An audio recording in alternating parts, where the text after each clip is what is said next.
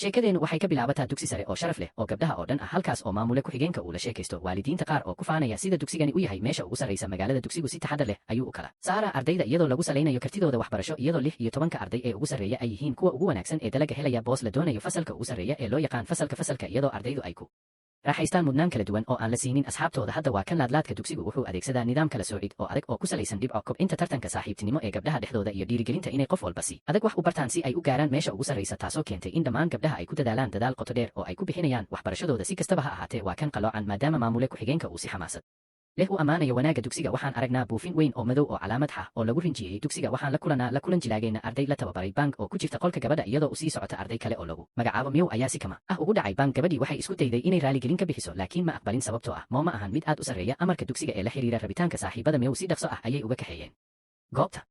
saaxiibada bank ayaa dhawaan yimid iyagoo muujinaya diidmadooda ah in arday ka socda fasalka loo ogolaan doono inuu isticmaalo musqul la mid ah iyaga. markii dambe bank waxay gashay fasal si ay imtixaan u gasho, laakiin bartamaha waxay soo saartay warqad ay ku qoran yihiin dhammaan jawaabaha su'aalaha imtixaanka iyagoo isku dayaya inay khiyaameeyaan imtixaanka.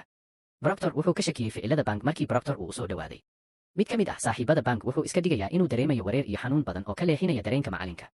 bank wuxuu dib u bilaabayaa ka jawaabista su'aalaha wuxuuna si qarsoodi ah u tuurayaa warqad khiyaamo ah oo dhulka taal. kadib imtixaanka bank ayaa saaxiibadeed u xaqiijisay waxqabadkeeda darajadeeda 6 waxayna ku jirtaa fasalka ugu sarreeya. dhammaantood way isku raaceen inay u dabaaldegaan guushan, laakiin Baynes Joy waa mid gaaban iyadoo heshay wicitaan taleefankeeda gacanta waxayna soo baxday inay dhibaato ku jirto xafiiska ku-xigeenka mushaharka. waxaa la kulmay eedeymo ah in warqad jawaabo leh laga helay kursigeeda agtiisa intii lagu jiray imtixaanka. bank ayaa beenisay wax qalad ah, laakiin macalinku wuxuu sheeganayaa in qoraalka ku qoran warqadda uu la mid yahay xanuun, taasoo keentay in maamule ku-xigeenka uu ciqaabo isagoo ka jaray 8,000 oo dhibcood. wuxuuna u sheegay in darajadeedu ay hoos ugu dhacday 142 waxaana loo diray fasalka nasasho adag. tani waxay ku noqotay naxdin dhab ah sababtoo ah hadda waxay qayb ka tahay fasal aan nasiib lahayn. markii ay guriga kusoo laabatay waxay kusoo duushay qolkeeda iyadoo xanaaqsan. saaxiibteed Tam waxay u dirtay fariin ballanqaad ah inay la hadli doonto adeerkeed si ay dib ugu soo celiso fasalka.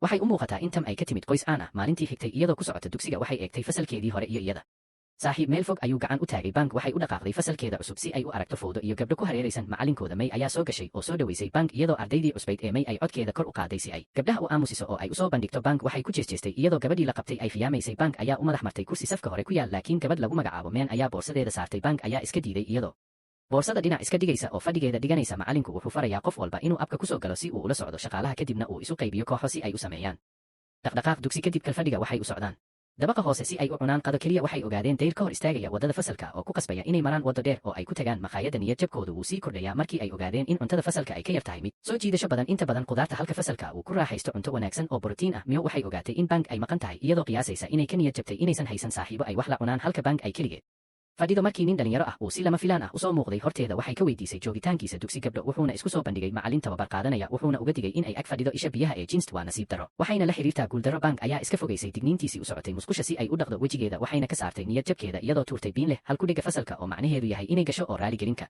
bixisay falalkeedii hore iyadoo weydiisanaysa bank inay raaligelin ka bixiso iyadoo soo jeedinaysa inay saaxiibo noqon karaan. si kastaba ha ahaatee kibirka Bam ayaa soo ifbaxaya iyadoo diidaysa iyadoo sheegtay inaysan u baahnayn saaxiibo loo arko inay yihiin kuwa guuldaraystay. waxay muujinaysaa naxariis taasoo ugu dambayntii keligeed horseeday. bank ayaa u soo dhawaatay Marwo May oo muujinaysa rabitaankeeda ah inaan lala kooxayn xubnaha fasalka si looga fogaado luminta dhibcaha. macalinku diiday codsigeeda wuxuuna bixiyey tilmaamo loogu talagalay qolkeeda cusub isagoo xoojinaya muhiimadda aysan ahayn in la daaho. hal eber ka fiidnimo waxay u sheegtay bank in qol kasta uu ku jiro 4 gabdhood waana inay la qabsataa dadka ay isku fasalka yihiin. waxay gashay qolka hurdada si ay u aragto inay jahwareersan tahay gabdhaha ku hawlan ciyaarta.